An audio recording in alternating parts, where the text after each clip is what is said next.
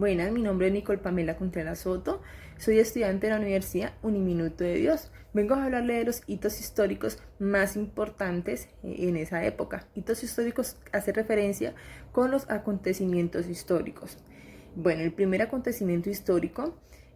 histórico es en el siglo XVI, que es donde la época del descubrimiento, es de la época del descubrimiento, es cuando la ideología se partió en dos, que ahí fueron donde se dividieron los ricos y los pobres, eran donde los inferiores eran dominados por los superiores. En esa época, pues era así, y aún se está viendo mucho, ya que pues hay personas que por tener una mejor vida económica, por tener más plata que otro. Entonces se ve por el derecho como de dominar, de mandar a las personas o a por un puesto de trabajo que tienen mayor, o sea, un puesto de trabajo mejor y tienen trabajadores que no tienen esa capacidad de tener un puesto, que son económicamente pues un poco mal. Entonces tienen como el derecho de jefes así, mandar a los trabajadores mal solamente por eso. Entonces pues aún se está viendo mucho, no solamente en eso, sino en diferentes áreas, aún por raza, por el color de la piel, por la raza donde viene, y pues mayormente se ve mucho pues ya en la situación económica. Bueno, continuando con el año 1533. En el año 1533 es donde se da el Tratado de los Tordesillas entre la monarquía de España y Portugal. Esa época fue la época de la conquista, que es donde los superiores llegan a tierras nuevas y son dominados como periferias. Después de ser firmado y ser denominados así, periferias, ellos debían de enviar sus materias primas a los centros superiores. En esos centros superiores lo que hacían era hacer una transformación a esa materia prima, como un proceso. Ellos, después de hacerle toda esa transformación, la enviaban de nuevo. ¿Y qué tenían que hacer ellos? Era, pues ya que lo enviaban, se lo enviaban con un mayor precio. ¿Y qué tenían que hacer ellos? Era sí o sí comprarlas. Bueno, continúo con el siglo XIX. En el siglo XIX, la construcción de las razas inferiores, donde se encuentran los negros, los mestizos, los indios, etc.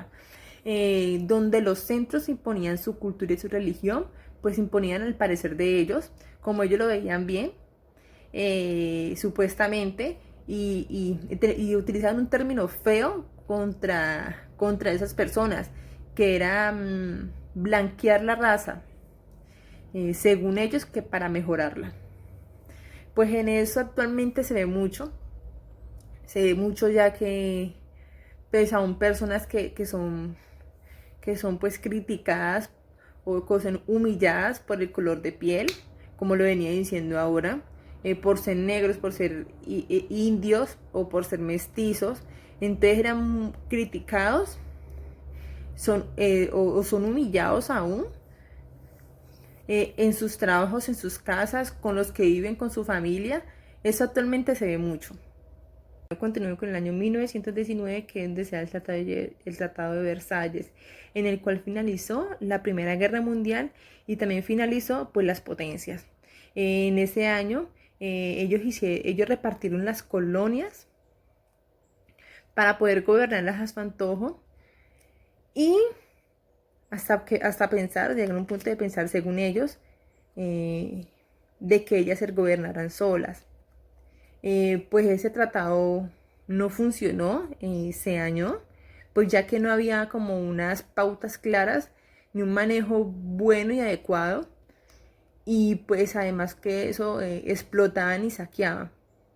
Bueno, debo aclararles que antes de la Segunda Guerra Mundial el poder de Europa llega a su fin. Ahí es donde Estados Unidos y la Unión Soviética pasan a ser superpotencias, daba el gran desastre que dejó esta tierra.